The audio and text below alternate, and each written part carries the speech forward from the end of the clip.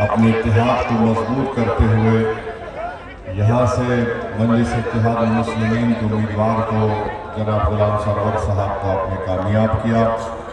میں آپ کو مبارکباد دیتا ہوں کہ یہ آپ کے اتحاد کی کامیابی ہے، یہ آپ کی ایک سیاسی سوچ کی کامیابی ہے، یہ آپ کی سیمانچل سے انصاف کی لڑائی میں آپ اور ہم نے مل کر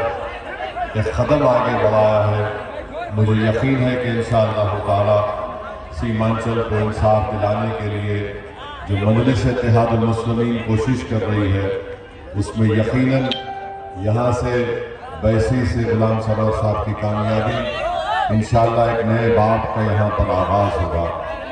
میں مبارکباد دیتا ہوں آپ کو کہ آپ نے عصبیت کا شکار ہوئے بغیر آپ نے پتنگ چھاپ کے نام پر اپنے ووٹ کا استعمال کیا، اور انشاءاللہ تعالی مجلس اتحاد المسلمین نے اس بات کا آپ سے وعدہ کیا ہے کہ ہم اس وقت تک نہ چین سے بیٹھیں گے، نہ اس وقت تک کسی کو پٹنہ میں چین سے بیٹھنے دیں گے جب تک سیمانچل کی عوام کے چہروں پر مسکراہٹ نہیں لائیں گے۔ میں جانتا ہوں کہ الحمدللہ آپ کو بڑی امیدیں ہیں مجلس اتحاد المسلمین سے۔ میں آپ کا شکریہ ادا کرنے کے لیے بھی آیا ہوں، کیونکہ رسول اللہ صلی اللہ علیہ وسلم کی حدیث شریف ہے کہ جو انسانوں کا شکریہ ادا نہیں کرتا وہ اللہ کا بھی شکر ادا نہیں کر سکتا۔ میں آپ سے وعدہ کرنے کے لیے بھی آیا ہوں کہ ہم نے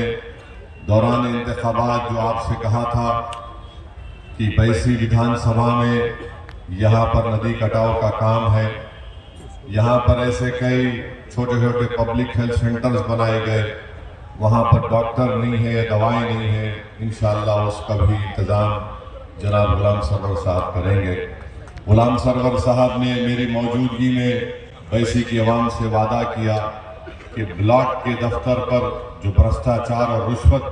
کا ایک عام بازار بن چکا ہے،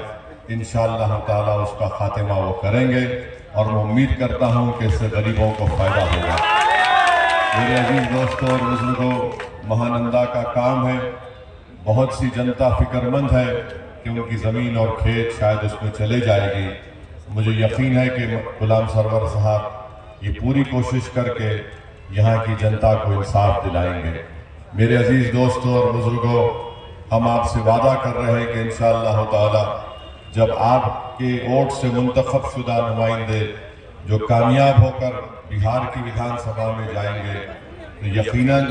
وہ آپ کی تکالیف کو، آپ کے وکاس کو، آپ کے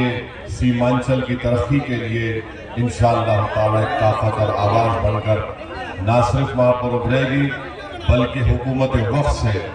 وہ آپ کے تمام کاموں کے کروانے کے لیے لڑیں گے، جد و جہد کریں گے۔ میں امید کرتا ہوں